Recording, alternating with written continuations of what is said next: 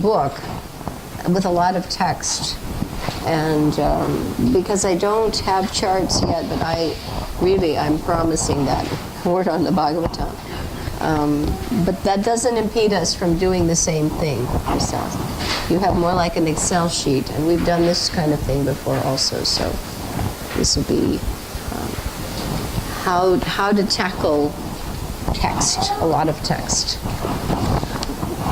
So our whole emphasis is giving people skills so they are not afraid of these books.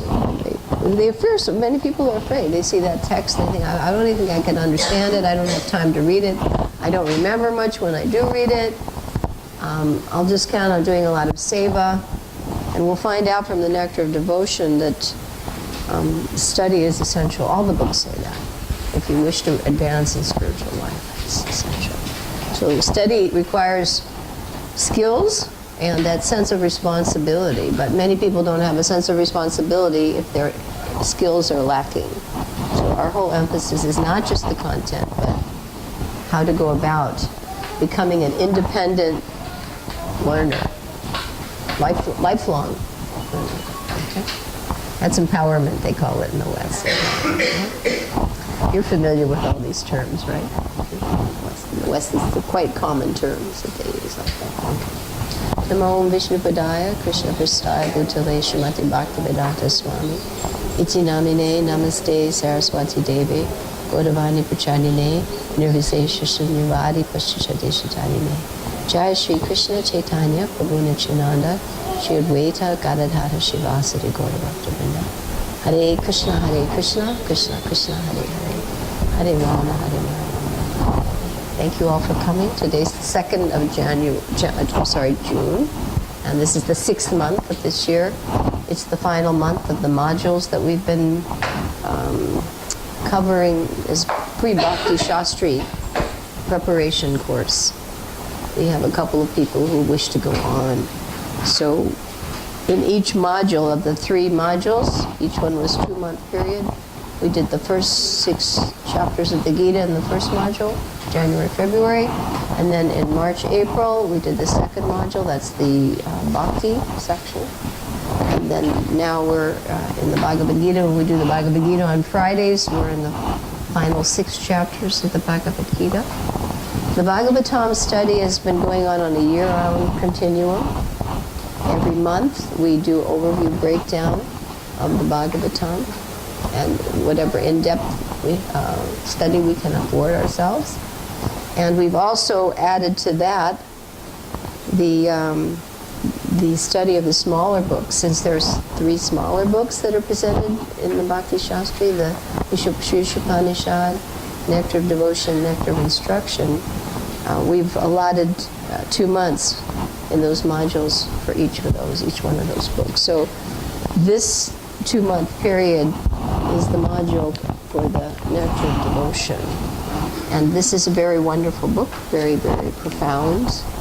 It's very deep. So our methods here, we will be applying them specifically today, more to this one. Because it's the 6th month, we are into the 6th canto of the Bhagavatam. And we'll spend a brief time on that overview today, because the last 2 times we spent a lot of time, and I hope you all benefited from the 5th canto structure of the universe. We didn't even address much of the NOD. But I hope some of you remember a little bit of our universe, right? 4 billion miles high, the planetary systems, and going up and down and Jambudvip and the various islands, right? You all have a little recollection of that now? So you have some idea where we are in this relatively small universe, okay? Right. So the first thing we will do is we'll say the prayer to the Bhagavatam, and we'll do a quick overview of the size of that canto, the breakdowns, and we'll be referring to Narayani's study guide. And because this is the one canto for which I do not even have a rough chart photocopied. 7th canto on, 7th I have a rough chart, 8, 9 get very detailed, from 10 on I have charts. So this is a gap here where we'll have to tolerate without handouts. But next week you will get handouts on Daksha's progeny. Okay. So let us now begin. Again, our skill is to extract and remind ourselves of highlight words, compressed essence words before we read. So the two slokas in Sanskrit are now presented in a single translation, and we're just working in English here. Okay, English is an English medium class. Okay, so the first essence word, and we use signs as well, Mataji, is nectar. Nectar. And then as we go further, we find the essence word is fruit. Fruit. And then we go further, and our essence word is jewels. And we'll repeat those: nectar, fruit, and jewels. Okay. Don't be afraid to do pantomimes, because actually in drama, you find that's what people remember. They remember movies. They remember plays. So pantomime is a very powerful medium for study, and also for the body. Kinesthetic retention is high. Okay. Then after that, we have vision. Vision. And then life breath. Life breath. And then after that, we have sun. Sun. And then after that, we have Krishna. Okay, Sri Krishna. So we'll go through those essence words again. Then if you remember those, then you walk away with the essence of this pair. Okay, so the first one was nectar, and then fruit, and then jewels. Okay, and then after that, vision, vision, and then the life breath, and then the sun, and then Krishna. Okay, so recite after me. Okay. O Srimad Bhagavatam. O nectar, churn from the ocean of all the Vedic scriptures. O most precious transcendental fruit of all the Vedas. Fruit of all the Vedas. O you who are enriched with the jewels of all spiritual philosophical conclusions. O you who grant spiritual vision to all the people of the world. O life breath of the Vaishnava devotees. O Lord, you are the sun, which has arisen to dispel the darkness of Kali Yuga. You are Sri Krishna, who's kindly returned to be with us. Okay, and since Mataji's new here, another little skill we use is how Krishna holds up his finger. You'll see it on the study guide, right? He holds up. So if you use your little finger, and if you slide it along as you read, it's like underlining. And the best part of it, it's like yoga. It forces the mind to stay fixed. Otherwise, the mind, did you know what the mind does? Everybody knows what the mind does. It's the central practice of yoga, mind and sense control. Okay, so in the next little sloka, we have some more keywords. Our first one is obeisances, and the next one is reading, and the next one is bliss. Okay, so obeisances, reading, and bliss. All right, and then after that we have rain and love, rain and love. And next, served. And again, Krishna. Okay, so let's see what those words fill in with. Okay, what they were going to tell us. O Srimad Bhagavatam. I offer my respectful obeisances unto you. By reading you, one attains transcendental bliss. For your syllables rain pure love of Krishna upon the reader. You're always to be served by everyone. For you are a most merciful incarnation of Sri Krishna. Very good. Okay. Get you set up over there. Very nice. Now the back one, we have all the things that the Bhagavatam is to us. Because it's Krishna, Krishna is obviously everything. He's our mother, he's our father, he's our friend, he's everything. So here we get reference to that by Sanatana Goswami. So the first thing we're going to find out that he is a friend, and he's a companion, and he's a teacher, and he's wealth, and he's a deliverer, and he's good fortune, and he's also bliss. So we're going to offer heartfelt obeisances. Heartfelt obeisances to Krishna. Okay? And I think as you study the Bhagavatam more and more, I don't know about all of you, but the more I hear the Bhagavatam as I'm working through the day or reference it to read, do our classes, I find everything else just seems insignificant. Bhaktisiddhanta Saraswati said, if all the books in the world were burned, but only the Bhagavatam remained, there would be no loss. Pretty powerful statement. Oh, Srimad Bhagavatam. Oh, Srimad Bhagavatam. Oh, my only friend. Oh, my only friend. Oh, my dear companion. Oh, my dear companion. Oh, my teacher. Oh, my teacher. Oh, my greatest wealth. Oh, my greatest wealth. Oh, my deliverer. Oh, my deliverer. And oh, my good fortune. Oh, my good fortune. And oh, my bliss. Oh, my bliss. I offer my heartfelt obeisances unto you. I offer my heartfelt obeisances. Okay, and so now we're going to hear what the Bhagavatam has done for us, right? We hear the contrasts of saintliness and unsaintly, uplifting, fallen, and we may have a prayer now. We're going to pray, don't leave me. Okay. O Srimad Bhagavatam. Oh, Srimad Bhagavatam. O giver of saintliness to the unsaintly. O giver of saintliness to the unsaintly. O uplifter of the very fallen. O uplifter of the fallen. Please don't ever leave me. Please don't ever leave me. Please become manifest in my heart. Please become manifest in my heart. And in my throat. And my throat. Accompanied by Krishna Prem. Accompanied by Krishna Prem. Right, because actually when one becomes full of Krishna Prem, it not only stays in the heart, it pours out. One who's full of Krishna Prem, he has to share it. It just pours out. That's preaching. Okay? Preaching. Hare Krishna. Hare Krishna. Hare Krishna. Hare Krishna. Krishna Krishna. Krishna Krishna. Hare Hare. Hare Hare. Hare Rama. Hare Rama. Hare Rama. Hare Rama. Rama Rama. Rama Rama. Hare Hare. Hare Very nice. I always like to share at the beginning of a class something I hear in a lecture, or either from our Bhagavatam classes, or from a lecture I heard of Prabhupada, or something I've read that I think is interesting.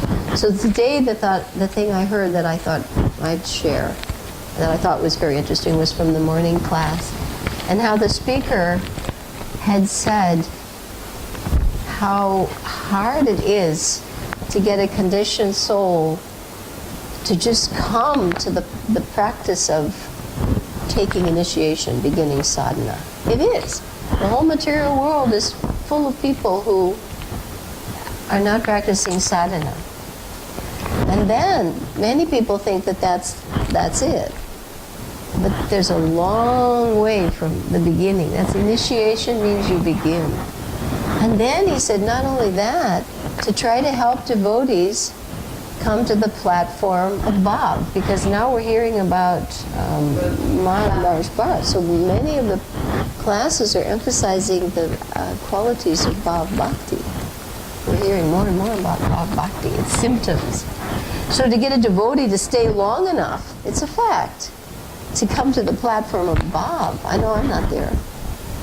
And then, not only that, but to have a devotee become elevated to the topmost platform of love of God. So you realize that that's a very long and difficult process, and that is why that I felt today the Nectar of Devotion is so important, because it really delineates the attributes, the qualities of each of these major stages, sadhana, bhav, and prema bhakti, and how it's a very, very rarely attained thing.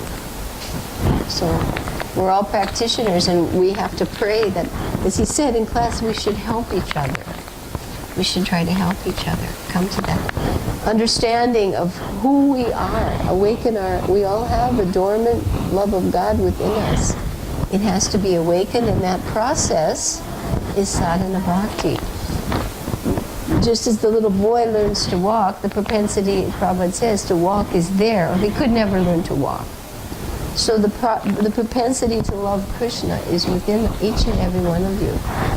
But it has to be awakened through a prescribed process. So understanding the process, following it as carefully as we can according to the spiritual master and the previous acharyas. This is what the Nectar of Devotion helps us do.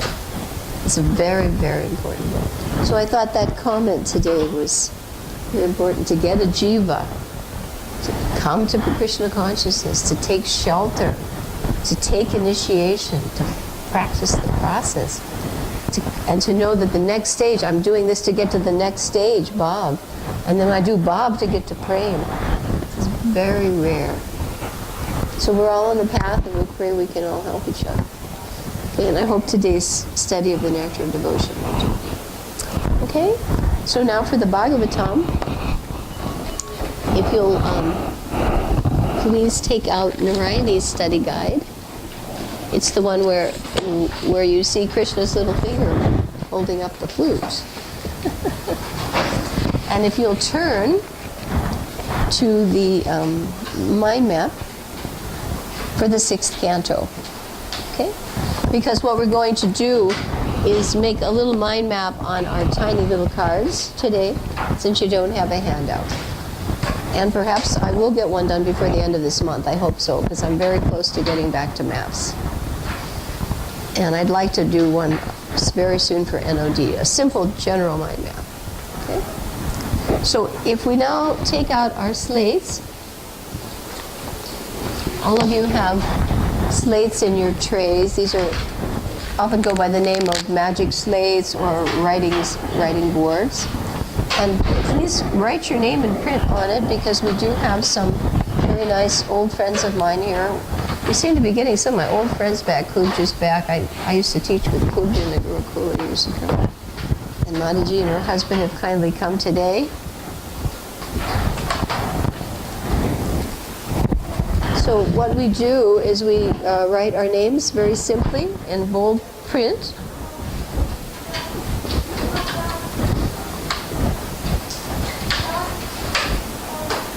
Hold it up so everyone can see who we are, because our new guests may not know everyone here.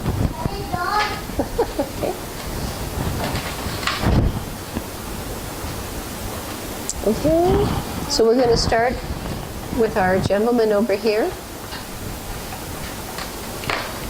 And it's Vivek Bajaj. Is that how you say it? Vivek Bajaj. Vivek Bajaj. Can everybody say that and see it okay? You want to say Vivek Bajaj. Vivek Bajaj.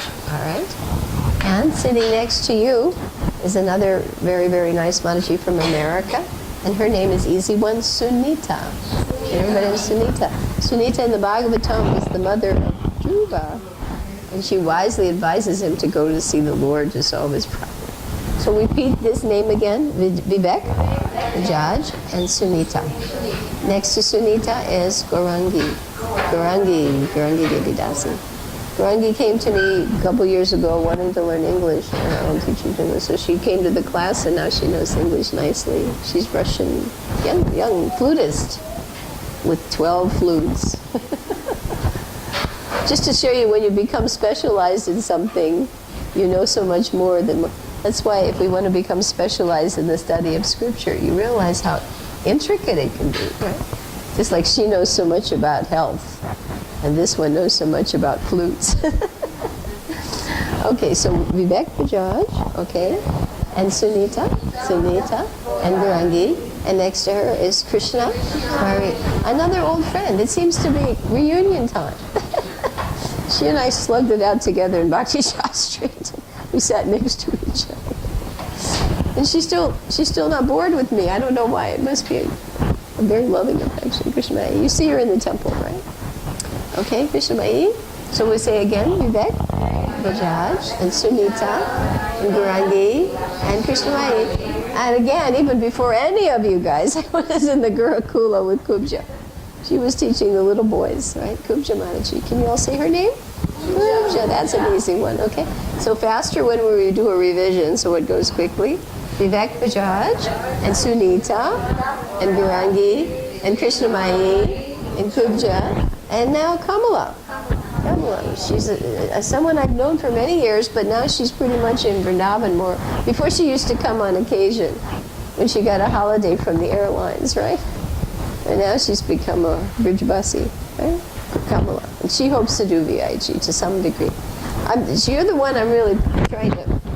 We're doing this class pretty much for her because we're so eager to have her proceed and get the benefit. She's very sincere. So Vivek Bajaj, and Sunita, and Grangi, and Krishnamai, and Kubja, and Kamala, and our cameraman back there, Anand Mohan. Anand Mohan, who does so much to help us out. He's uploading all of our videos now, our classes. So very soon these will be online. And if anybody finds this of any use, you can try it out. I mean, I don't know. I'm just hoping. Many people have asked that we record these classes because it is a study method. It's not just another class. It's a study method. So he's doing a lot of hard work for all of us. And he has two nice little children who are exemplary. To produce exemplary children in Kali Yuga is not easy. It's not easy, is it?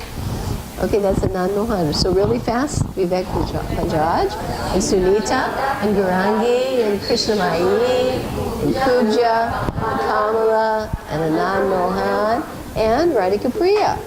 I think most all of you know Radhika Priya. She was here before all of us. She actually came and she was cooking in the kitchens, baking. Got serious enough to take citizenship. So she doesn't have to worry about visas. The rest of us will have to worry about. So Radhika Priya is an excellent cook, baker, everything. I used to have her little boy in school. Again, this is reunion time, really, isn't it? Sudama, who's now still preaching in Delhi? In Delhi? Traveling. Does he travel with Maharaj? Sometimes.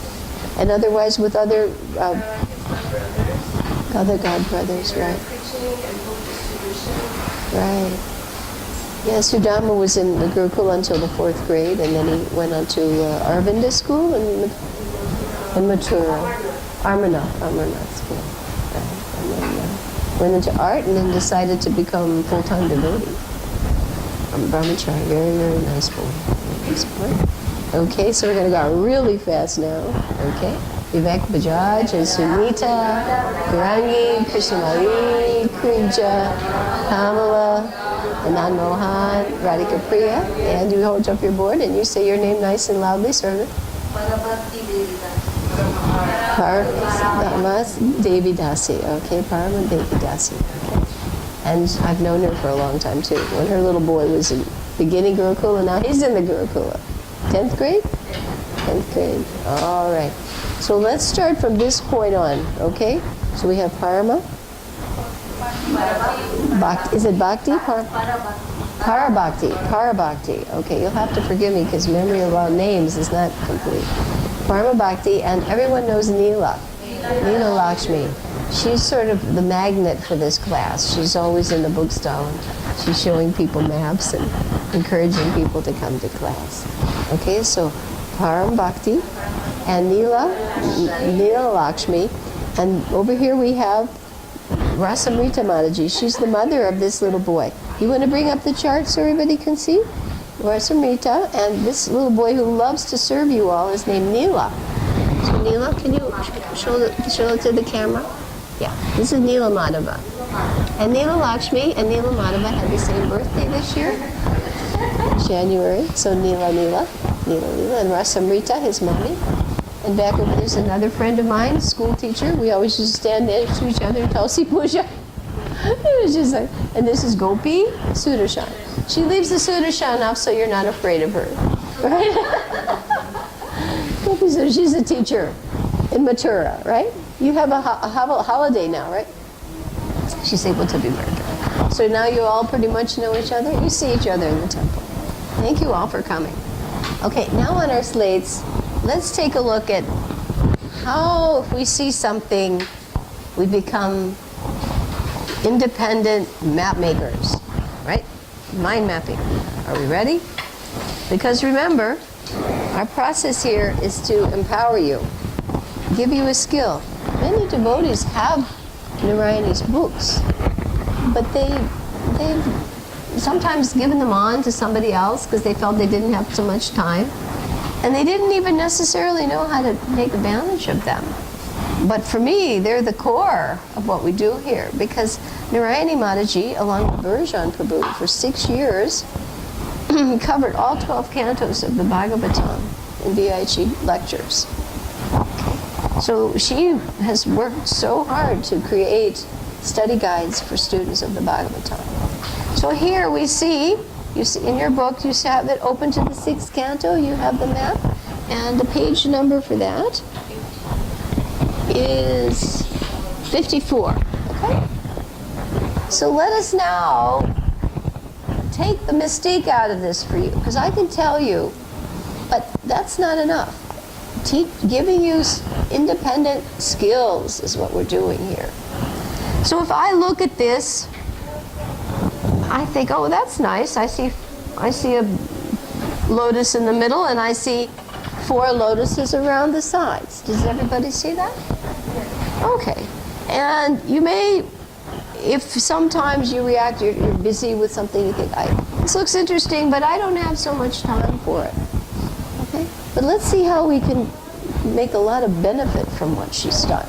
Because I know this artist too. She's working now on Canto 8. Yeah, they've done 7 cantos in detail, verse by verse. This is just the overview of each canto. This one book just gives mind maps for all 12 cantos, general mind maps, okay? So I see in the middle, I see a picture, right? And I see 4 lotuses around the picture. This is called a mind map. A mind map is different from lineal text. A mind map has the main idea in the center, and it has ideas around it in a circular fashion, like sun, radiant, right? So this map will show us what we can find in this particular canto. Okay, so everybody see the 4 lotuses? Now the one thing that's a little odd about the way they did it, and many people commented at the beginning, is that the map is working counterclockwise. The traditional Vedic way is to go clockwise. Okay, so we're going to have to take a look at this map on the upper left-hand corner first, okay?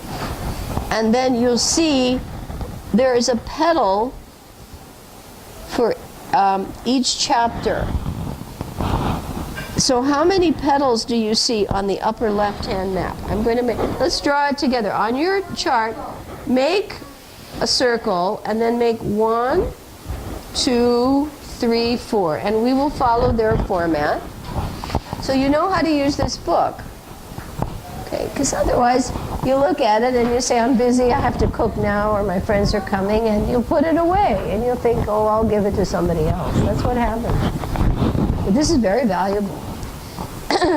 Now, on the upper left-hand corner, how many petals? And for the petals, we'll just make little lines, like eyelashes, okay? So we'll make a little eyelash to represent 4 petals. Is it 4? Oh, I'm sorry, it's 3, actually. It's 3, I'm sorry. Because on the 1, she's added, okay, it is 1 through 3. Actually, that's correct. So let me start again. We don't want any mistakes. So 1, 2, 3 chapters on Ajamil. Okay? Now, how many petals do we find in the next one? You see 4, okay? What has she done here? Okay, yeah, 1, 2, 3, then you have 4, 5, 6, and 7 is in the next one. 7 is the next one. That starts with Indra offending his.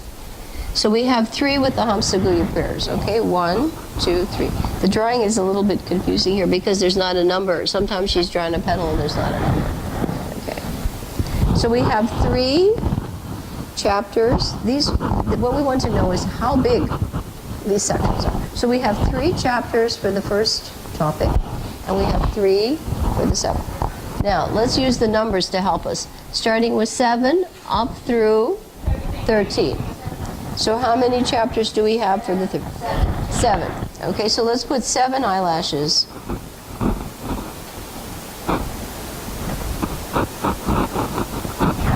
Now, does doing this help you? This simplifies it. You see it?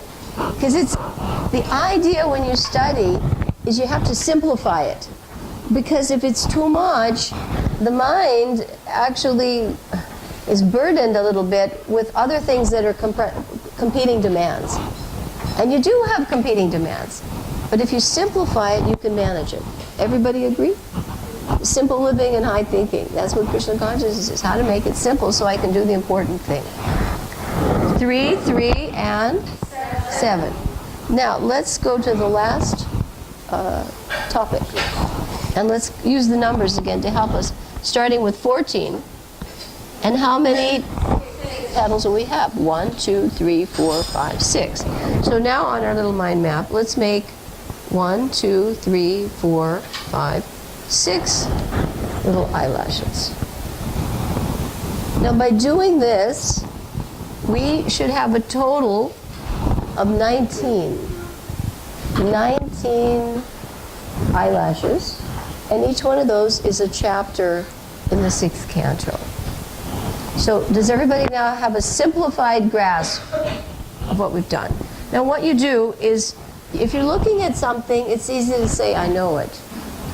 But if you don't have it in front of you, and you have to do it again, you'll find out if you know it. So can you do the very same thing you just erased? So erase your board, and on your own, try not to look at Narayani's study guide. Try to do what we just did together.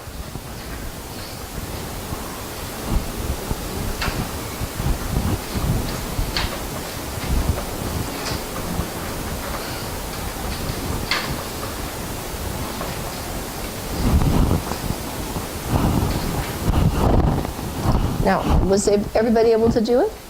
Pretty simple, wasn't it? Now you see how this becomes very simplified. So now we can say, because in our class we always want to be able to establish what the student will know at the end of this period. At 5 o'clock, you should be able to leave here with pretty fixed knowledge that you might not have had before. Everybody sitting here at 5 o'clock will be able to say, in the 6th canto, there are 4 major parts, right? And the first one has 3 chapters. The second one has 3. The third one has 7. And the final section has 6. Okay? And you can see it easily in your mind. You see, the mind map is very powerful. Very powerful. All right. So that much you know. Let us write on the board the way we communicate in here. When I say Canto 6, I immediately put it over a fraction line, and beneath it I write the number of chapters, so that automatically we get comfortable with reference of the size of the canto. So Canto 6, I say 6, 19. Yeah, I don't just say 6, I say 6, 19. Our last canto, 5, do you all remember what that one was? 526, right? We get used to that. 526. The first canto is also 19, 119. 1 and 6 are the same. Okay. The biggest canto is the one on Krishna. That's 10th canto and it has 90. That's easy to remember. 10 and 90 makes 100. Right. And the second canto is very easy. It has 10. Like 10 toes, because actually the body of Krishna is the different canto. The different cantos are moving up his body. So 6, 19. Okay, everybody clear on that? 3, 3. Let's write those numbers in a concord. 3, 3, 7, and 6. Okay, now we know quickly what we're dealing with. Now we communicate in codes. That's faster, like chemistry. If we learn a word, we don't write it out. If we say A.C. Bhaktivedanta Swami, we don't always say Abhay Charanandan. We say A.C. And we know what we're talking about. Okay. So there are 4 topics here. We're going to put a little dot now across. These little dots, each will represent the topics. And below the dots, we're going to be able now to put the numbers in, all right? So our first one was, do you remember the number? 3. It was 3. And you all know the second number. What was that? You can write it on your slate now. Yeah, whatever you see on this slate, if you see it, say it, and write it, your retention is much improved. You'll all find that effect. And you have 3, and your next topic was what? 7, and your last one was 6. Okay. Now we're going to put an initial above the dots, so that this initial will quickly remind us of what is the topic that has been defined by Narayani Mataji. So the first topic is Ajamil. So what letter should we use? Easy enough, okay? In other words, we're empowering you. Use the shortcuts. They work, right? Don't take the long way around. Ajamil, 3 chapters. The next one, does anybody know? It's about Daksha. We've had him before in the 4th canto. He's back in the 6th. What letter should we put? D. Yeah, very easy. So A was for whom? Ajamil. And what's the D for? Daksha. So easy enough.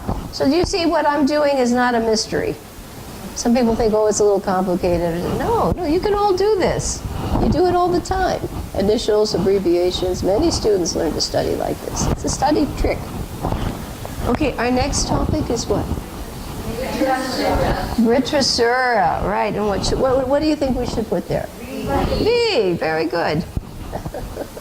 Is that very hard? No. Okay, I'm just trying to show you that you can all do this. You can all, next time I come, I can sit over in a chair and ask any one of you to come up and do this. Right. Guaranteed. It's empowerment. And so let's repeat. A is for Ajamil, and D is for Daksha, and V is for Vritrasura, and who's the last one? Chitraketu. Well, what do you think we should put for that? Oh, very easy. Okay. AD. Well, and then another way to remember things is Anno Domino. That's Latin, right? In the year of our Lord. BC. BC. That's something they use for TVs, right? BC. Is that VCR? I don't know. Anyway, try to think of another trick in case you forget. So let's repeat what the letters stand for. A is for, and D is for, and B is for, and C is for Chitraketu. And then what we do to make it fun, right, is we add some gestures. So for Ajamil, yes, Ajamil, he was being dragged away by the ropes of the Yamadutas, right? Ajamil. How about Daksha? What do we do for him? Well, that was in Canto 4. Yeah, he's not a goat in the Canto 6. He had to take birth again as this offspring of Marisha. The Prachetas were his father, and they married the daughter of the trees, and Daksha took birth again. But this time, he's still making mistakes. He curses somebody. Who does he curse? Narada. Yeah, so for the signal for Canto 6 is he's cursing Narada. Okay. Poor Narada has to travel all over because of that curse. Okay? So this is, and this is Daksha. And Vritrasura, well, we'll go like this because first they cut Ark, so he also, what happened to him? Yeah, he was Indra was using his thunderbolt to cut off his head. Right? First he cut off his arms and then took the thunderbolt. So that's Vritrasura. And let's go again. Who's this? Ajamil and Daksha and Vritrasura. And Chitraketu, yeah, he's up in his airplane and he's laughing at, who did he laugh at? Parvati. And what did she do?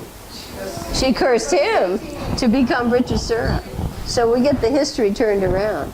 So we're going to sort of show him up there in his aerial mansion and smiling, but he gets cursed. Okay, let's go over the signals again. The first one was what? Ajamya, Daksha, Vritrasura, and Chitraketu. Okay, so can you erase these and put everything there? Because this took a few minutes, but I bet you'll remember it. Okay? Can you do it too? I'm going to go like that. I appreciate it.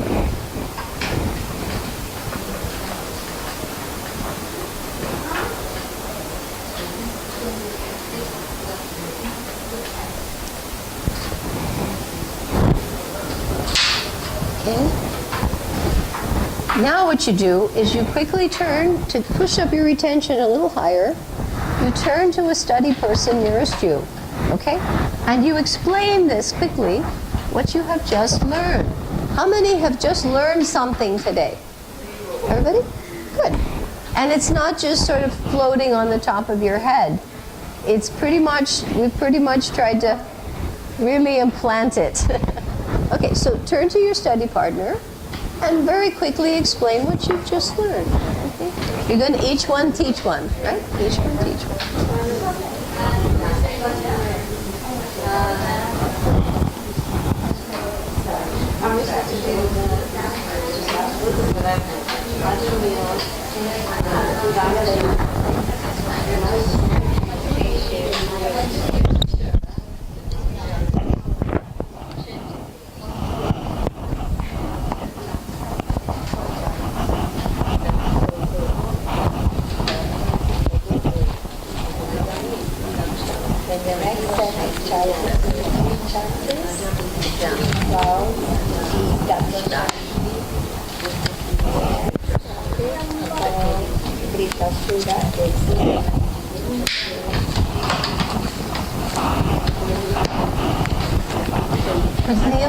Would Neela like to help pass things out?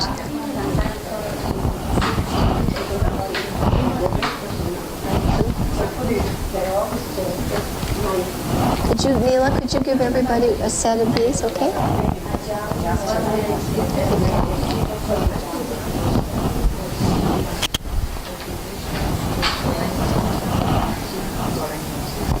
Now, when you receive this set of titles, this was done years ago when all we had were tapes. It was so cumbersome. When I came to India, I brought this with me, and luckily I never threw it away and I photocopied it. This is a list of all the chapter titles of the Bhagavatam. Because before they used to be tapes, which when you brought them to India would melt in the summer, or the dust would ruin your tape player. Thank God for it. You know, in some ways, improved technology has helped our Krishna consciousness too. Now, in a little tiny pen drive, you can put the whole Bhagavatam and all the lectures, variety of Zen. So, flip through it. As you can see, you don't have to take the pages out. I've gone to the trouble. See if you can find Canto 6. And when you find Canto 6, you will see 19 chapter titles.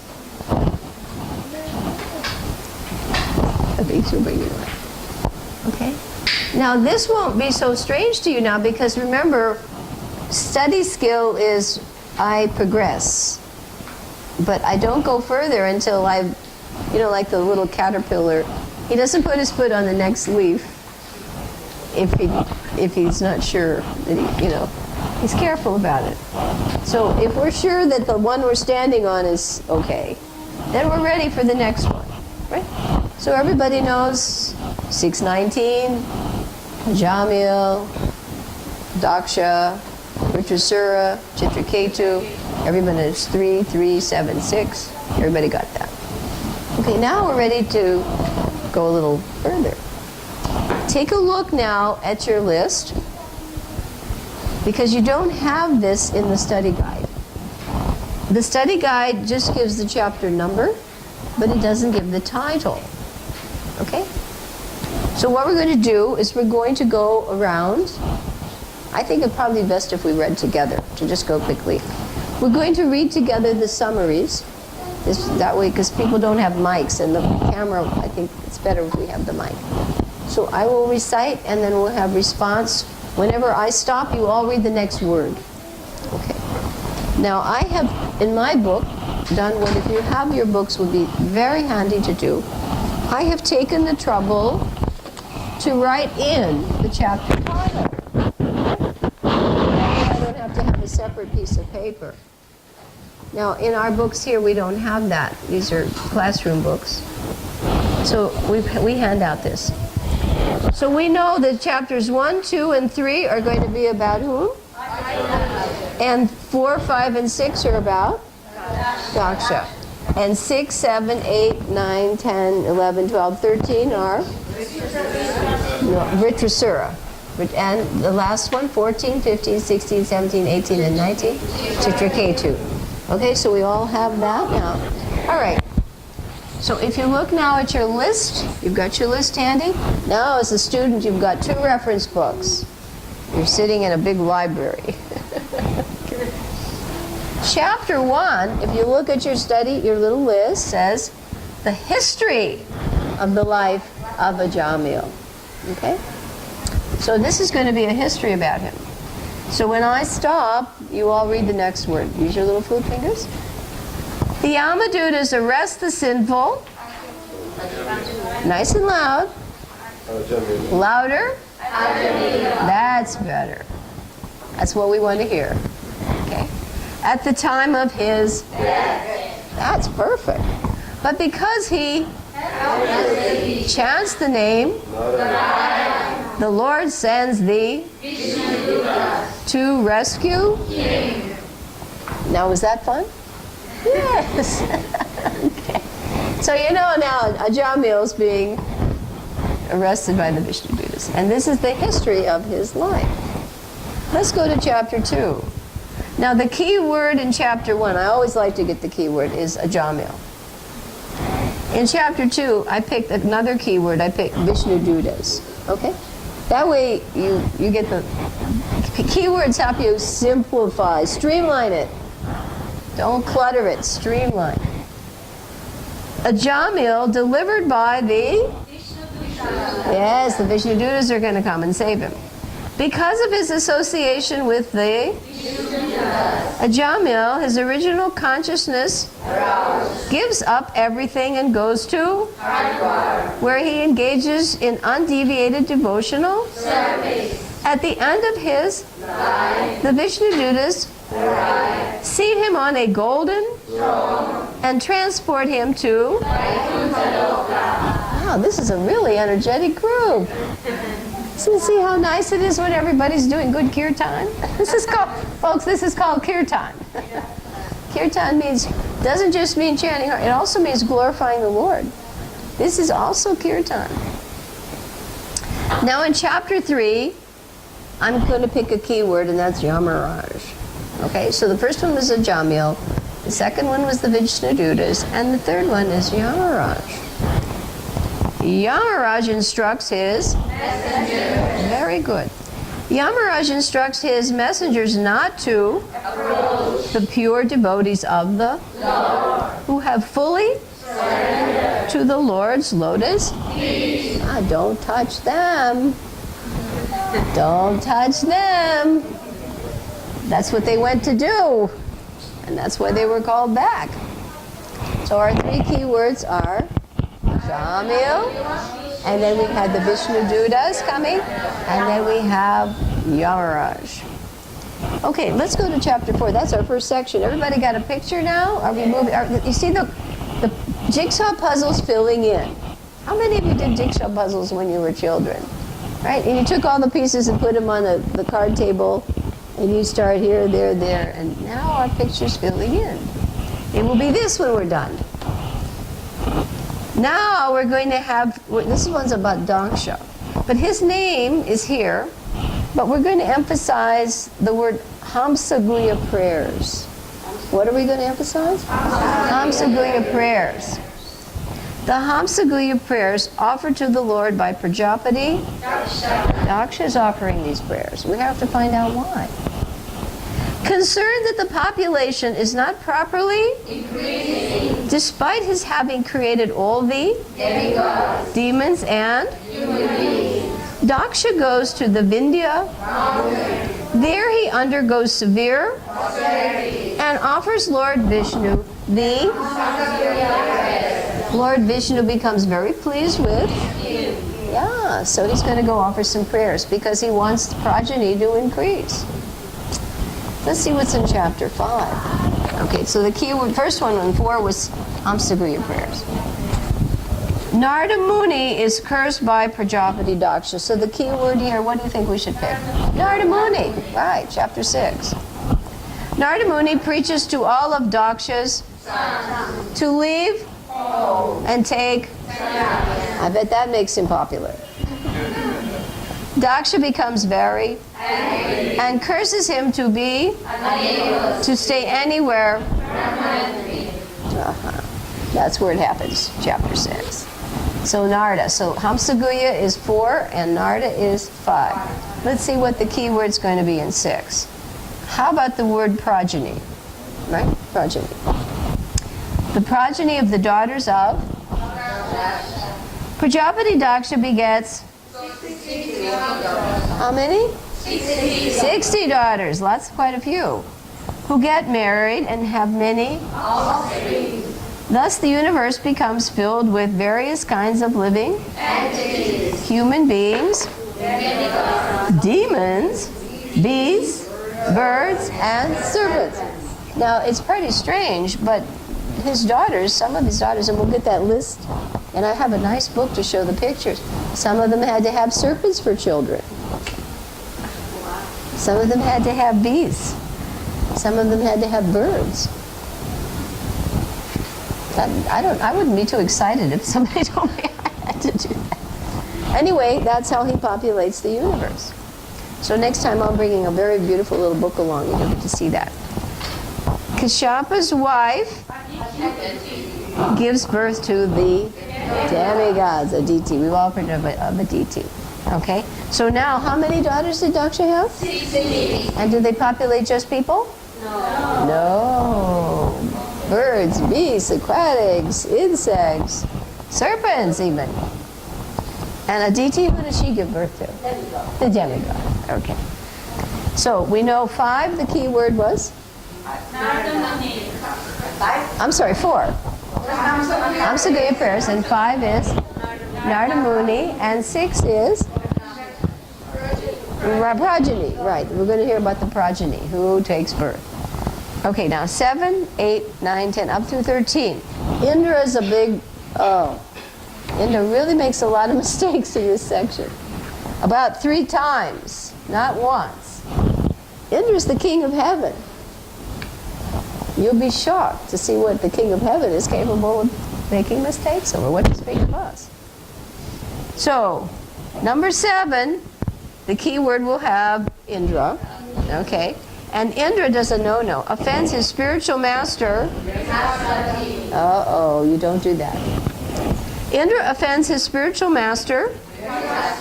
So Brihaspati leaves the demigods, who then have no priest. At the request of the demigods, the son of the Brahmana becomes their priest. So he offends Brihaspati, and Brihaspati said, okay, I disappear. They don't have a priest now.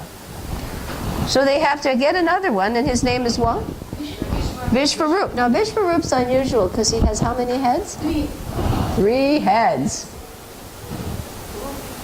Vishvarup has how many heads? 3 heads. And who is his father? Twasra, the Brahmana Twasra. Okay.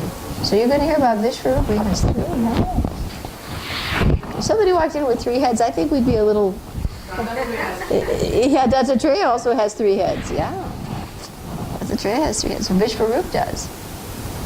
Okay, so is everybody curious about this chapter? An interesting chapter. Now, we have an important word here, the Narayan Kavacha shield. What do we have? That's right, that's chapter 8, and you're going to have to see why we have to have this chanted.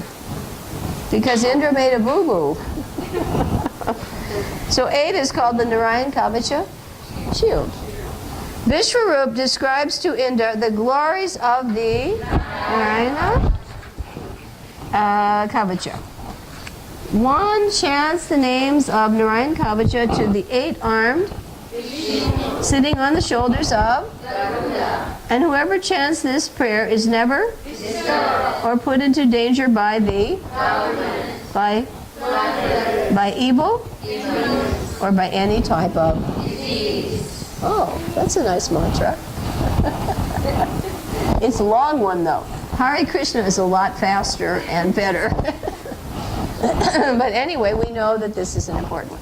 So 7 was what happened in Indra? That's your keyword was Indra, the offense Brihaspati. What's your keyword in 8? Narayan Kavacha shield. Okay, number 9. Oh, remember the keyword in this whole section was who? Vritrasura. The appearance of the demon? Vritrasura.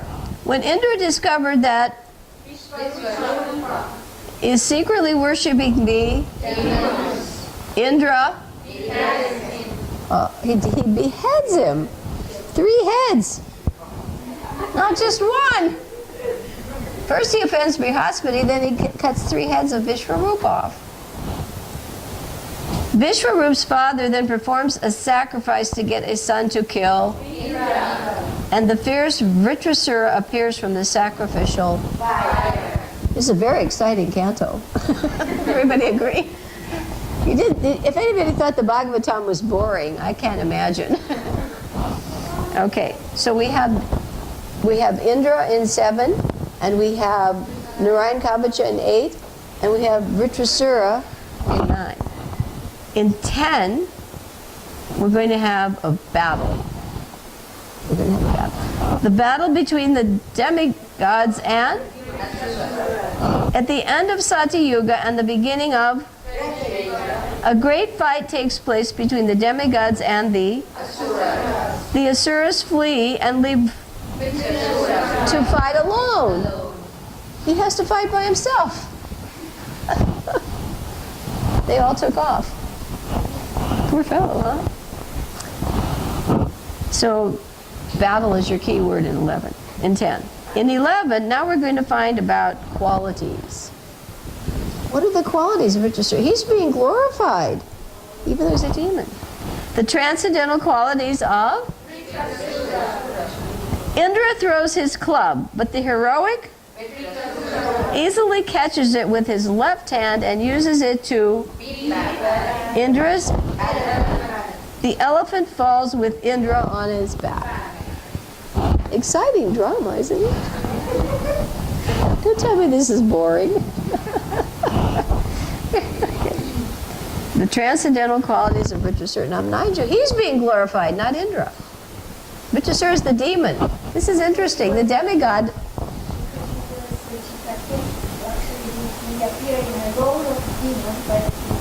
He's a devotee inside, yes. You'll see sometimes the demons are glorified. Bali Maharaj, right? He's a Mahajan. Indra's not a Mahajan. Okay. Now, in the next one, the key word is death. Chapter 12. Vritrasura is glorious. Death. Louder. What happened? You guys all faded out. Let's hear it again. Death. Vritrasura is glorious. Death. Much better. Vritrasura then assumes the gigantic form and swallows Indra. He swallows Indra. Being protected by the Narayan Kavacha, Indra survives even within Vritrasura's body. Then he emerges from Vritrasura's abdomen and severs the demon's head with his powerful thunderbolt. But this takes 1 year to accomplish. That's okay. That was chapter 12. Now, Indra doesn't get off free. Here he is again in the final chapter. King Indra, afflicted by sinful, my key word is reaction. Indra understands that for killing a Brahmana, he is entangled in sinful reactions. Indeed, he sees sinful reactions personified pursuing him. Thus he flees in fear and considers how to counteract his sins. Okay. So this is a very dramatic section. Now our last 14 through 19. King Chitraketu's lamentation. Louder? All right, and our key word here is Chitraketu, because this is the new section. Chitraketu. Sukadev describes Ritusura's previous life as king. Upon the birth of his son, King Chitraketu, his wife Kritadyuti, and most of the residents of the palace are very happy. The co-wives, however, are and the child. Chitraketu is overwhelmed by the shock of his son's death. Then Narada and Angir arrive to teach him transcendental knowledge. Right, this is a famous story. He has millions of wives, produces one son, and he dies. And he laments. You all know that story, right? The co-wives poison him. They're envious. They poison the baby. Angira brings him back to life, and the baby says, "What are you talking about? I've had many mothers and fathers." What's the big deal? So 14 is King Chitraketu. 15, we're going to pick Angira. The saints Narada and Angira instruct King. The great saints Angira and explain that the relationship between father and son is not. It is simply a representation of the illusory, a temporary arrangement of the Supreme Lord. This is heavy. You thought you were the father of your son. You just found out you're not. Chitraketu becomes peaceful when Narada brings his back to life in chapter. And the boy explains that no one is actually his. And so you're all finding this out? How about you, Rasamrita? Is this a shock? None one? All your parents? Everybody who has a child? Okay. We're not actually the mother and father. It's the illusory energy. This is very deep philosophy. Most people don't want to read Bhagavatam. It just sort of confuses them. What is this? Chapter 16. King Chitraketu meets the Supreme Lord. So here we're going to have Lord. The Lord. After being initiated by Narada Muni, King chants the Mahavidya, and within oh, that's quick, he attains the of Lord. The Lord is nicely dressed in garments with a helmet and ornaments of gold. His face appears very yeah, he goes to see his Lord Sankarshan. So he's progressing fast now. 1 week he chants a mantra. These people really progress quickly. 17, Parvati is the key word. Mother Parvati curses Supreme Lord. One day while flying in his airplane, Chitraketu comes upon Lord Shiva, embracing Parvati and an assembly of Charanas and sages. Seeing Lord Shiva in that situation, Chitraketu loudly laughs. Parvati becomes very angry at him, and thus Chitraketu is later born as the demon. Oh, we know how this happened. He shouldn't laugh. Don't laugh at people. Don't make fun of anybody. It's not a good thing. 18. Diti vows now to kill King Indra. Diti, the mother, and this is the key word, is Diti. Diti, the mother of the performs, now she's the mother of the Asuras. Aditya is the mother of the demigods. Kashyapa has 2 wives. Diti is the mother of the demons. Performs, the Pumsavana, brought to get a son who can kill Indra. One day Indra happens to see her deviating from devotional service, and he enters her and cuts her son into 49 parts. Indra's really a busy guy, isn't he? In this weigh the 49 kinds of air, known as the up here. But because Diti performed Vaishnava rituals, all the sons became Vaishnavas. It's a very exciting chapter. And our last one. Everybody getting a clear picture of the sixth canto? Super fast. This is very compressed, but you're getting a compressed picture.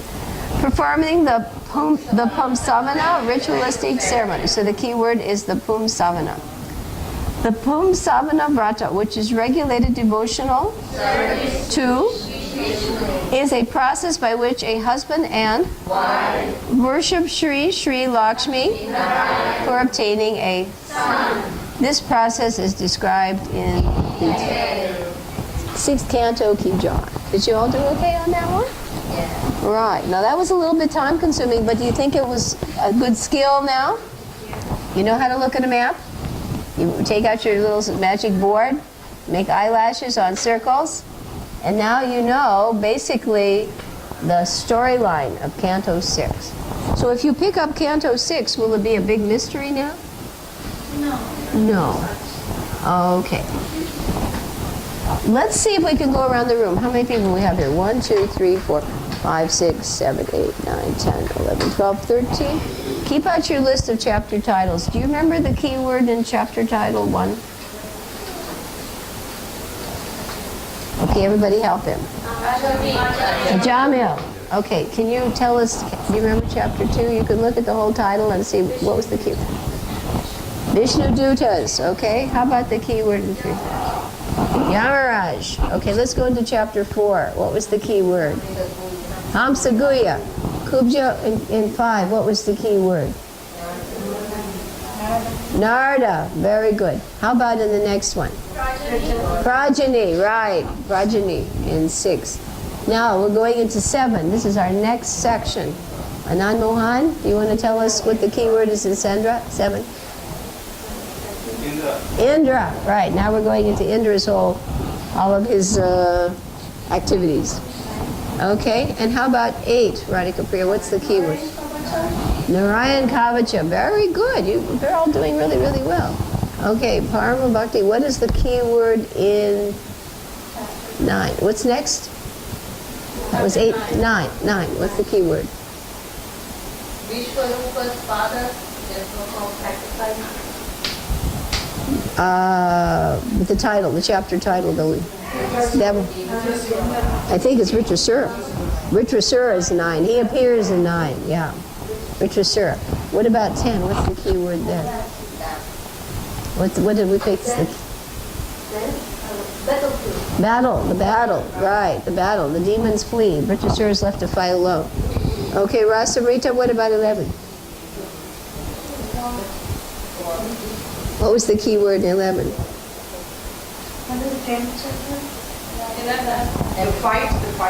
The battle is what? 10, right? Is that 10? So 11. What's 11, the key word?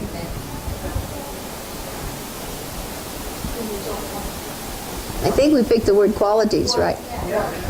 The glorious qualities, transcendental qualities. What about 12, Mataji? Do you remember what the key word was in 12?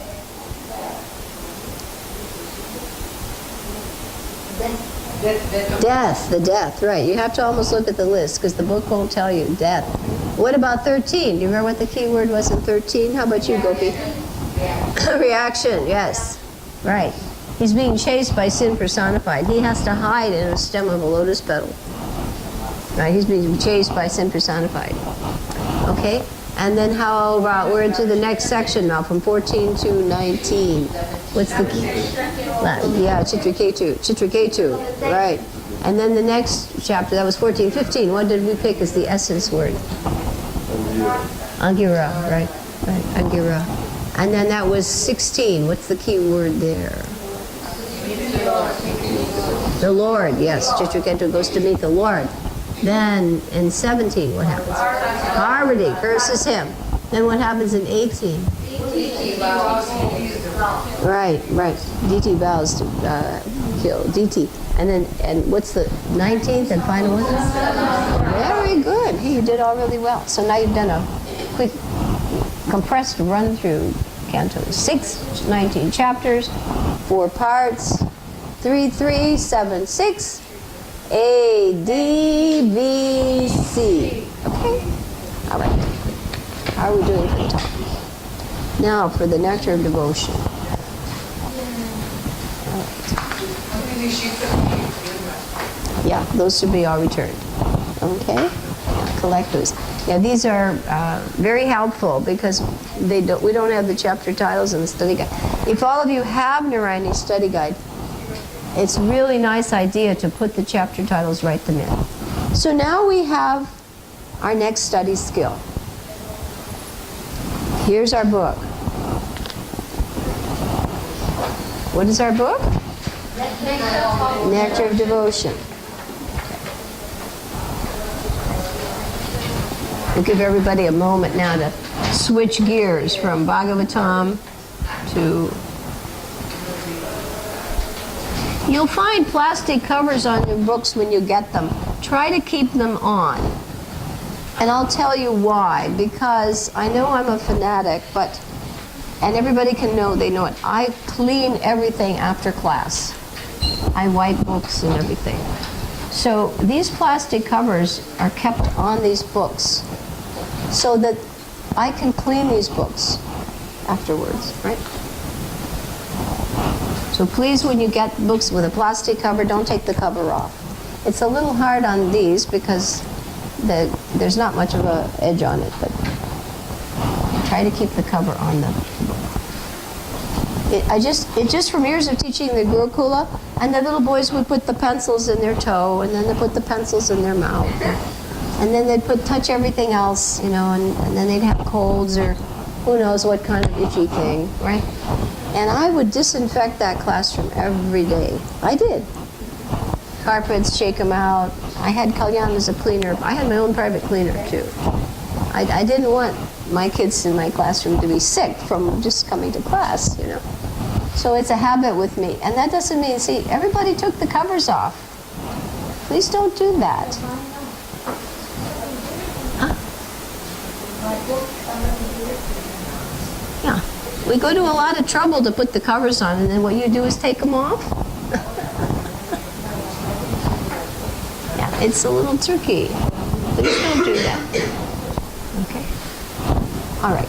So now we're on to the next book. Please don't take the cover off. It will be harder because this one has a pretty good flap. So, a student gets a big book like this, and he thinks, I'm going to study smart, not hard. Not that I don't want to know what's in it, but I want to go about it in a systematic, streamlined way. So the first thing he does is he finds out, are there any study guides available, right? Well, for the Bhagavatam, what did we do? What did we do? We took a study guide. Did I just hand you the 6th canto? Would you have gotten very far? Would you have known as much as you know?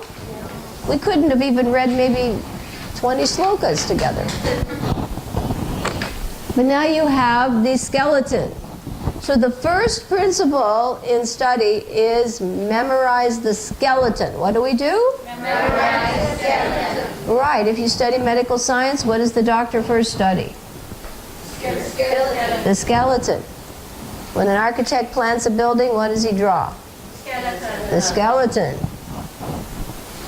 He just doesn't start planning the 10th floor with the pink drapes.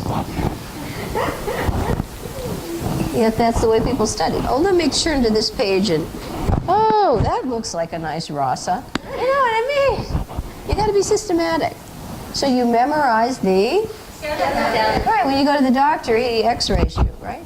That way he knows what your problems are. She had to go to a doctor. Did they x-ray you? Yeah, they x-rayed me and took bone density. Yeah, they x-ray. Very complete. Yeah, they have to know what they're dealing with. They can't just guess. She went to a few people here locally. They said, oh, I know what's wrong with you. And they put her through some kind of, it was like finding Chanura and Mustika. Poor girl did. I said, come on, let's take you to a doctor. Not Chanura and Mustika. Okay. So, the first thing you do when you get a book is there a study guide that will help me? And we will say, is there, everybody? Is there a study What is the study guide that will help us? Let's pull it out. Remember now, you're becoming empowered. You're not just here to be spoon-fed.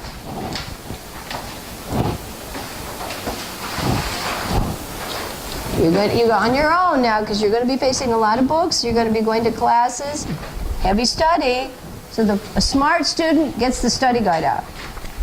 And one of my students already has the page. 55. Very good. Two of them have. What page loudly?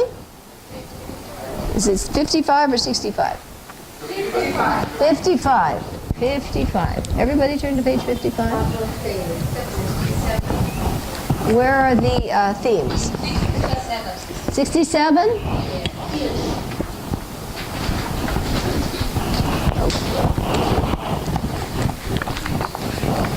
You take help of a study guide. Did all of you find the Narayani study guide helped you? Yes. Of course it does. Without that, you don't know where you are.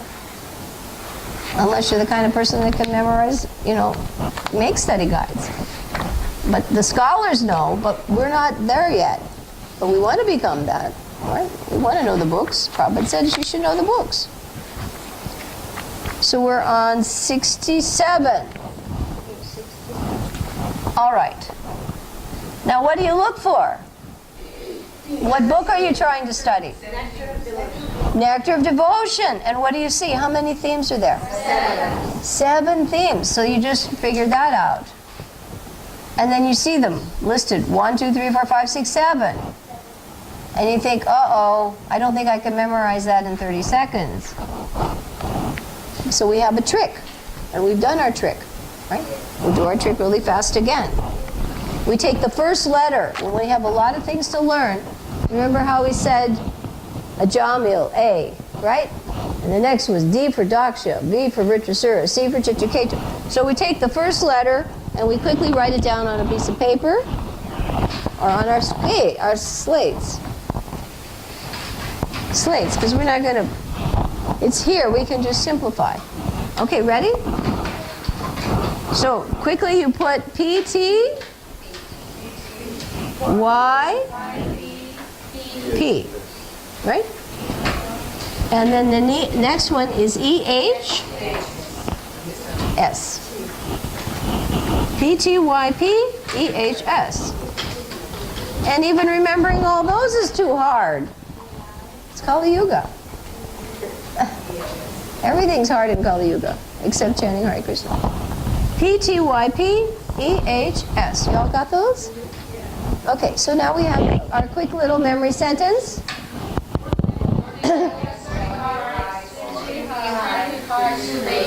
Okay, so some of you know it and some of you don't. P is for put. T is for the. Y is for yogurt. P is for pot. Put the yogurt pot. Everybody can remember that much? Put the yogurt pot. E is for extremely high. Sudevi. Sudevi is one of the 8 main gopis. Why would she want to put the yogurt pot extremely high? Yeah, so Krishna and Balaram can't reach it. Put the yogurt pot extremely high, Sudevi. So now we have to remember what P really means. Purity of devotional service. You can do a signal. Purity of devotional service. That's our first topic. The next topic is transcendental devotional service. The third one is yukta vairagya. Yogurt, yukta, linking, yukta vairagya. P is for purity of devotional service. T is for transcendental devotional service. Y is for yukta vairagya. And P is for the parampara. Everything has to be authorized. It's coming from Krishna. If it's not in the parampara, somebody's speculating and you're not going to get the result. Okay. E. Eligibility. Yes, we're going to find out what's the eligibility for performing devotional service. There are 3 levels of eligibility. P, again, purity of devotional service. Transcendental devotional service. Yukta Vairagya. Parampara. Eligibility. Yes, am I first, second, or third class eligible? Not everybody starts at the same level. Everybody's in a different position. Some people in here may be very advanced. Some may be beginning. Some may be in the middle. It doesn't matter. We're all going to the same place. H is for happiness. Oh, yes, we're going to hear about happiness in the different stages of devotion. Happiness in sadhana, happiness in bhav, and happiness in prema. There's a lot to look forward to. If you're pretty happy now, there's more ahead. Hold on to your hat. Yeah, right. Okay, and S is for? Now that's what we're doing now. We're all sitting together, and nobody's fighting. Nobody's sitting here and saying, I don't like you, get out of here. You know what I mean? It's a nice group. This is what sadhu sangha means. Getting together and talking about, right, sadhu. That's what sadhus do. They don't get together and talk about the latest election. It's asat sangha. Sat sangha means we talk about eternal. Asat means we talk about the temporary. Asat. Sat means we talk about the eternal. Krishna is eternal. Devotional service is eternal. You're really eternal. These temporary asat bodies. Okay, let's go over it again. P is for purity of devotional service, transcendental devotional service, yukta vairagya, the parampara, eligibility, happiness, and sadhu sangha. Okay, so the study guide helped you so far? Yes, okay. Now, let's quickly turn the page to 50. Is it 55 really fast? And we're going to make our quick little mind map. Nectar Devotion Overview. Take out your one little card and your pen, because now you're going to make a little mini mind map.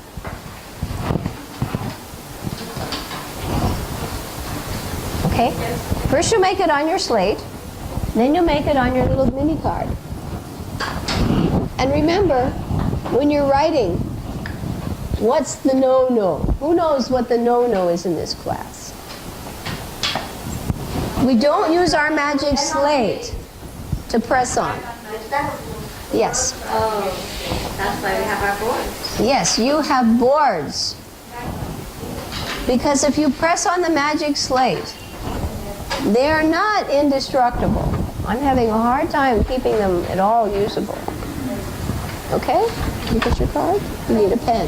Maybe you'll have to share. I'm not sure.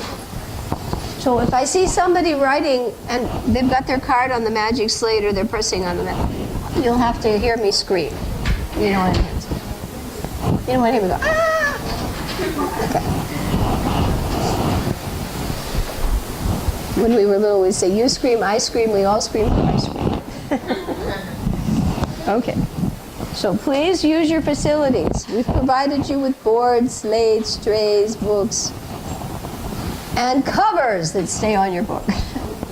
Okay. Teachers have to remind everybody.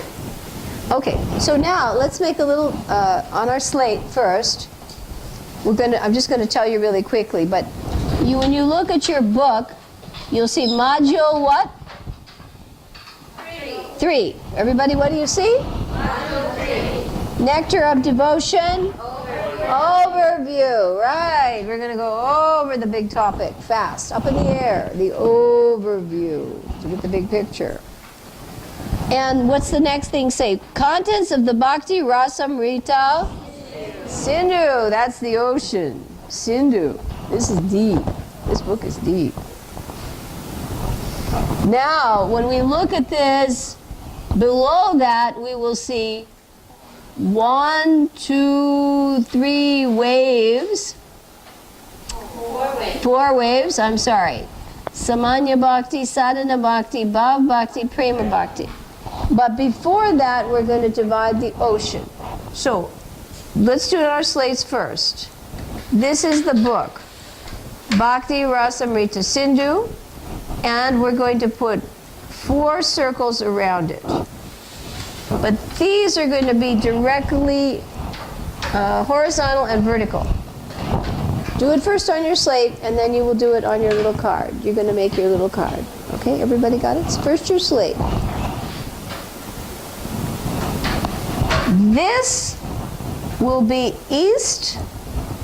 The ocean has an eastern side. What's this side of the compass? South. South. This were a compass? East, south. What's this side of the compass? Western side. Western division of the ocean. What's the top part of a compass? North. So the book is analogy. The whole thing is the Bhakti Rasamrita Sindhu. Sindhu means ocean. And the ocean is divided like a compass. They're using analogies all over the place. East, south, west, and north. What are the 4 parts? East. What are the 4 parts? West, right. How many just learned something? I know most of you. 4 divisions to this ocean, like on the sea, the ocean. East, south, west, and north. Okay. So can you please, on your little card, do that on one side? Just so you're always reminded that this book is in 4 major parts. And remember the no-no? Don't press on your magic slate to write. Okay? Use your drawing boards. We got very nice drawing boards for you.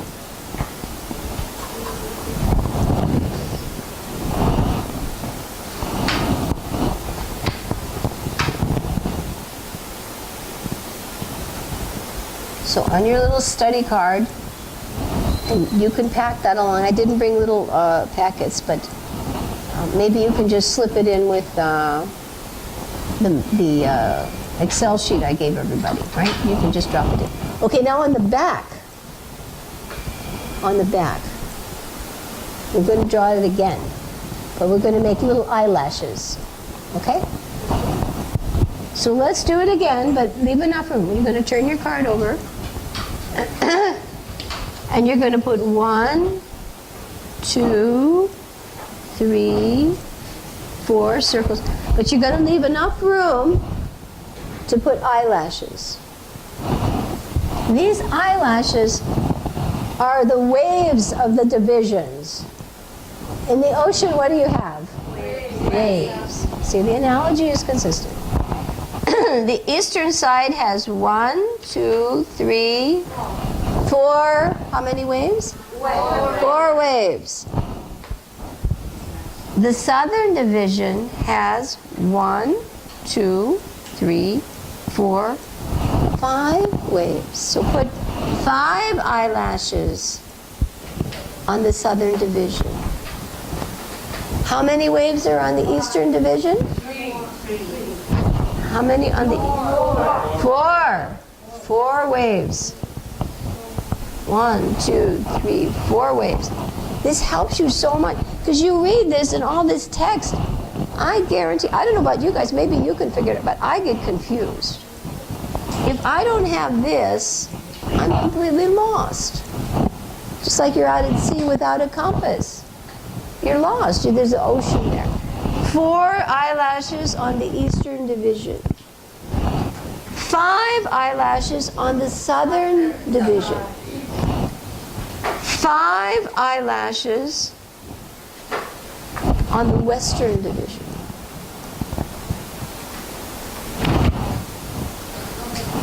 And on the northern division, 9.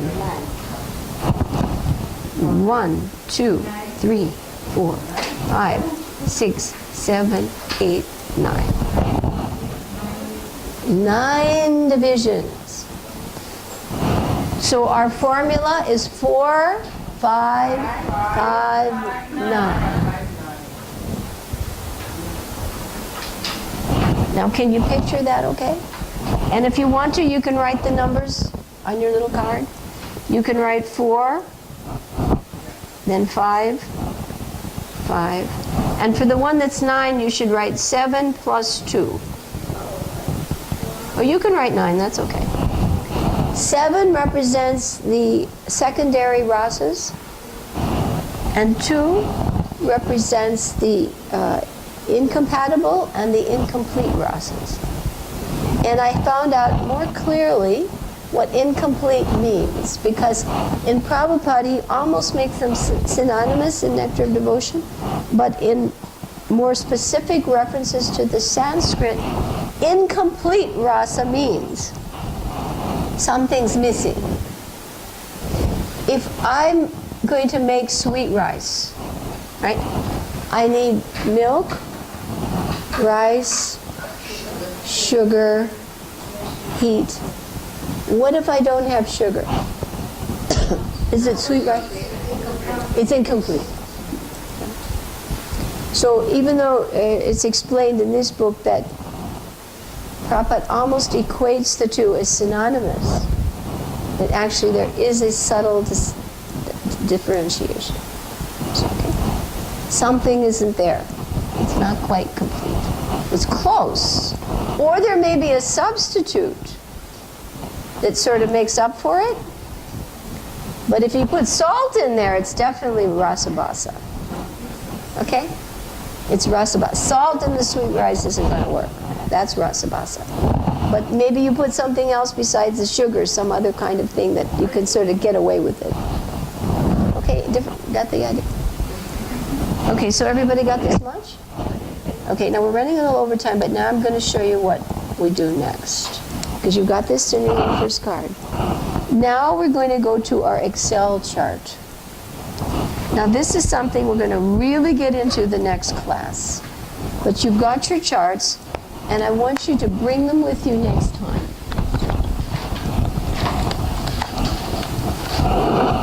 And you'll need to keep your study guide open. And I also need a sample to show Rasamrita, everybody. You will keep your study guide with you. Okay. Now, this is a way to try to get a handle on this book. Everybody want to do that? Okay.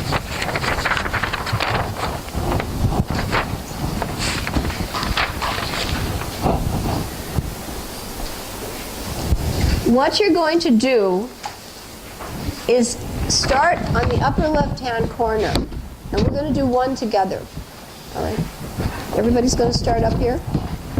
You see, this works two ways. You've got, in this Excel chart, you have a lot. You have 1, 2, 3, 4, 5, 6, 7, 8 columns. If you turn it over, you have 16. If you turn it to the back, you have 24. And another 8 is 32. You have enough columns to put some bullet points. Bullet points means main things I want to know from this chapter. For 32 chapters on one piece of paper. Okay? Got the idea of what this is for now? Okay. Because little study cards are good too, but this is very compact, and it's your own. Now, in the first box, in print, with a nice bold P, you make the P big, and then the next letters block them in.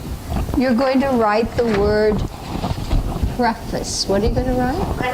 Preface with a big P, and then R-E-F-A-C-E. Why did we write preface there?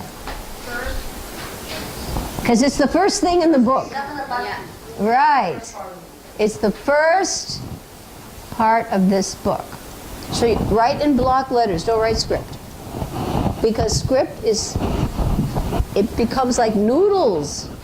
It looks like spaghetti. Where does the spaghetti start and stop? I twirl it on my fork. Now, please learn to write print, because print is easier to study. Why are we doing this? To help you study more effectively, empower you. It has been proven that mind maps should use capital block letters. Don't use your fancy calligraphy that you put on your wedding invitations. Okay? Did everybody write the word preface? Yes. Upper first box in the upper right here. What should everybody have here?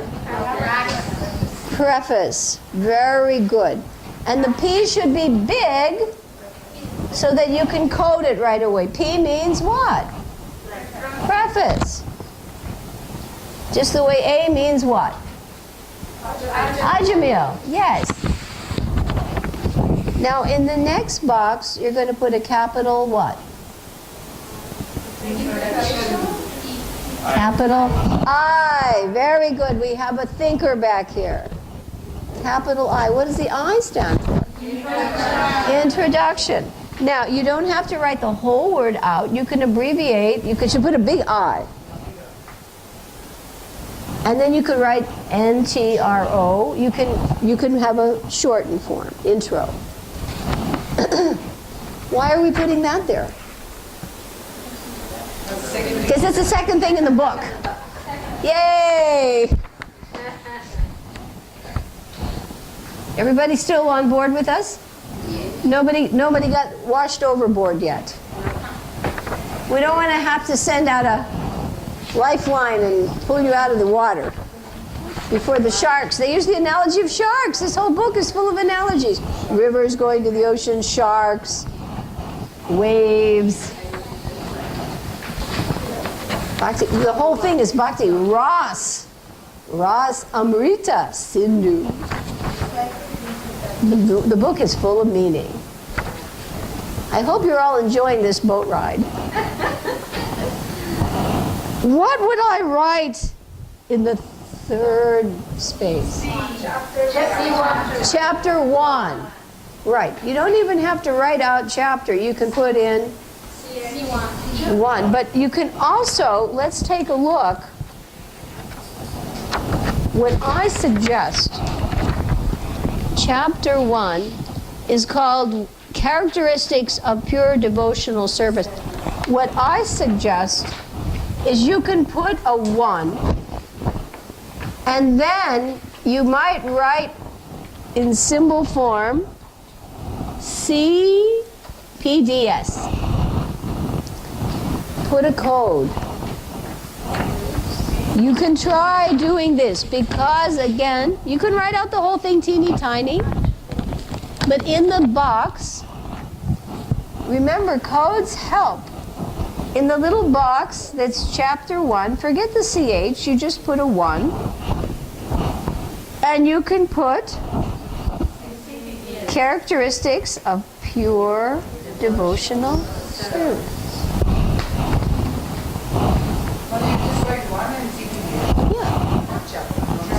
If you want to write the whole thing out super tiny, but anything hard for the eyes is going to mean breakdown. Just like when you try to eat too much food, the stomach breaks down. Indigestion if you're lucky. Loose motions if you're not. You know, it's the bodies and the brain are similar. I guarantee it's true. You got it?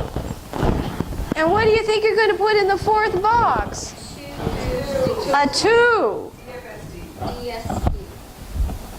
And now, because we've been talking about these topics, what's 2 going to tell us? It's going to be... It is going to be principles of sadhana bhakti. So that comes in the fourth box. Yeah, you just keep going. Now what I want you to do really quickly is at least put the numbers in up through 19. When you get across your page to chapter 8, you turn your paper over. Stay on one side. Don't go to the back. And then do 9, 10, 11, 12, 13, 14, 15, 16. And then you turn it over and you do 17, 18, 19. You do 6 and then 7, yeah? Yeah. You'll have 8 boxes or whatever. Oh, I'm sorry. Because we have, that's right. I'm sorry.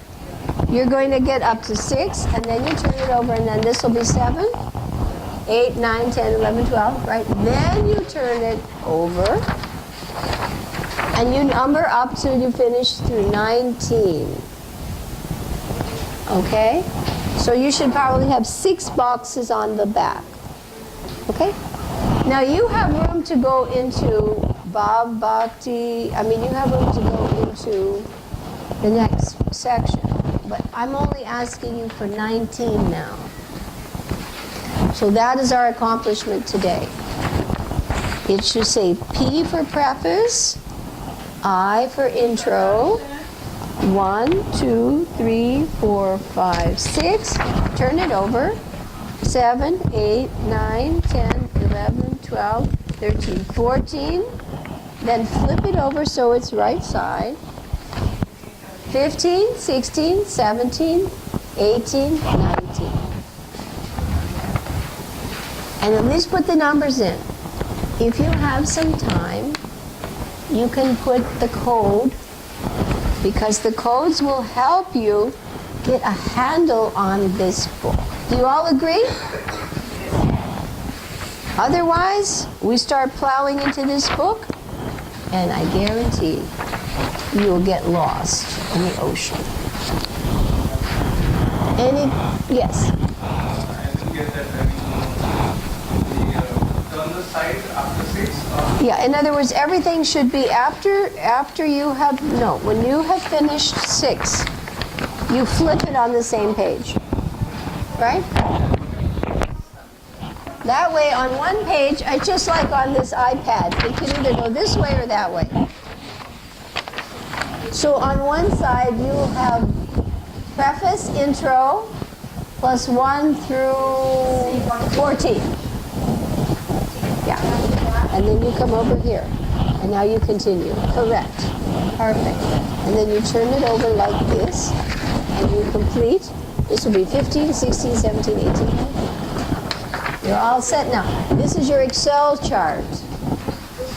You're going to get a handle with this chart on the most important vocabulary words in each section. Because we have to learn words like Bhogatyaga. We have to learn some key words. We have to learn what Bhakti Ras means.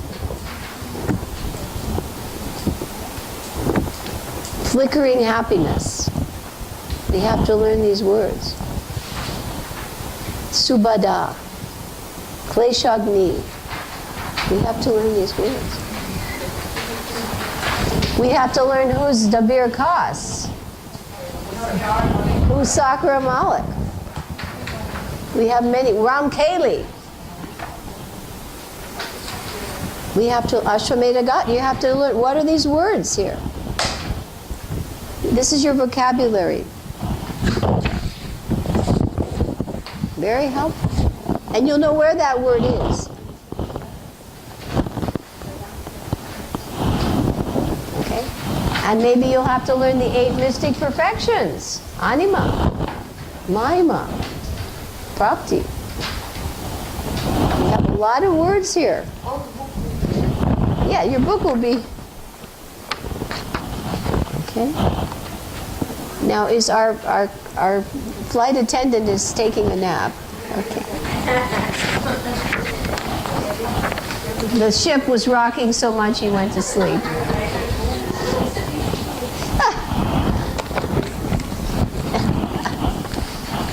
I love analogies. They're fun. So nobody went overboard today? Nobody went over the side. You didn't get washed. You didn't get washed overboard.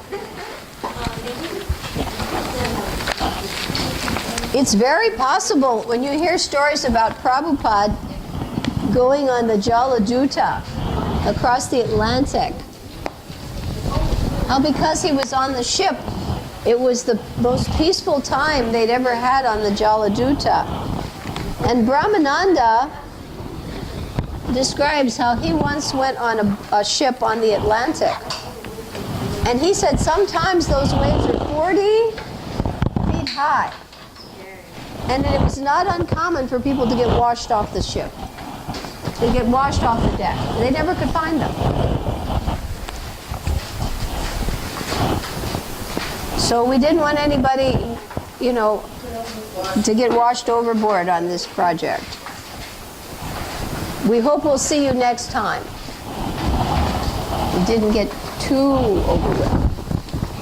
Now, did you get your study skills for today? Yes.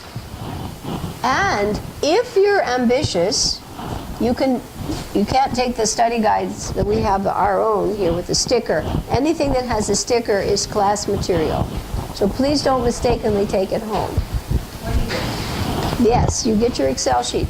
And if you have a Nectar of Devotion, you can start writing in abbreviations for the chapter titles. But if you want to wait till next time, we will do it together. And we will start putting in the main points. Because then when we read the book, it will be a cinch. So while you put your things away,